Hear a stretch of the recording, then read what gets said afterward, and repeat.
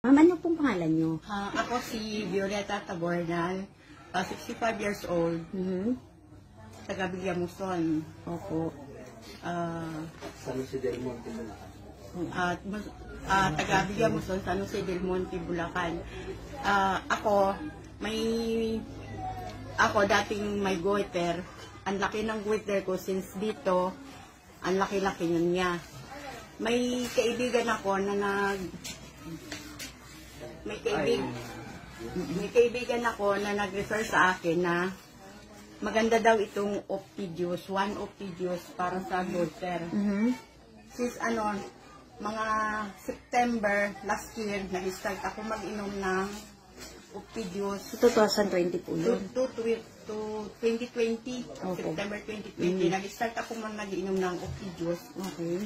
Iniinom ko siya 1 bottle a day. Ha? Yeah. Grabe!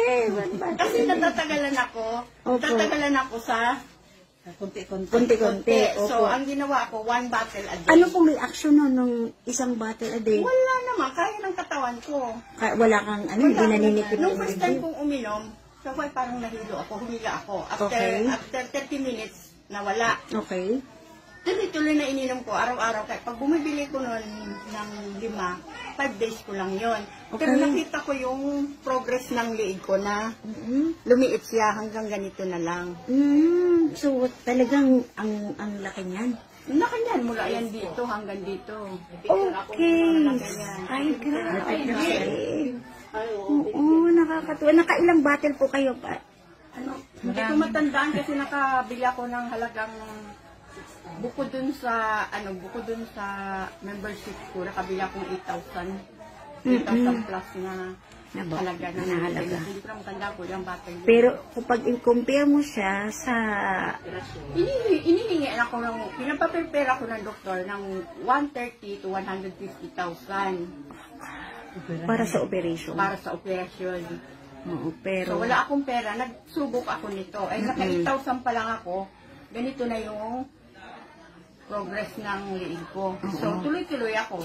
Malambot na po siya. Malambot siya, hindi naman siya matigas. Hindi siya Hindi matigas. siya matigas, malambot yan. Ano ba yung nararamdaman mo? May naisuka ka? Minsan parang may mga laway na lumalabas. Okay, na lumalabas. Tapos parang pag gumana ka may pleno. Okay. So, para siyang tinutunaw po. Tapos nilalabas. Nilalabas. Ang ito kasi, hanggang dito na yan. Ito, hanggang dito na yan. Tapos nakikita ko, nagkakaguhit na yung diin ko. Okay. Ayan o. Ay, grabe. Dati wala yan. Wala. Ito, nagpapasalamat ako. Sabi ko, pagigising ko sa umaga, pag nagsasalamin ako, sabi ko, thank you Lord. Tinutulungan mo ko kung paano ko i-heal yung nararamdaman ko. Tapos, nagsalamin naman ako nung kaninang umaga, nakikita ko dito, gumuguhit na nasa padalawa. Padalawa na nga dati walang guhit. Oo. Ngayon, padalawa na. So, ibig sabihin, lumiit. Ibig sabihin, lumiliit siya. Yes. Pero ang liit niya, hindi pa ganun, parang pababa. Kasi bumababa siya pa ganun. Oh, grabe. Kaya, Kaya, yung inom ko. opo, kaya i-recommend natin sa may... Kaya, kung sinong meron katulad ng nararamdaman ko, huwag kayong mag-atubiling bumili. Kahit mahal, nakakamura pa rin tayo kung i-ano natin sa doktor ng pausaran.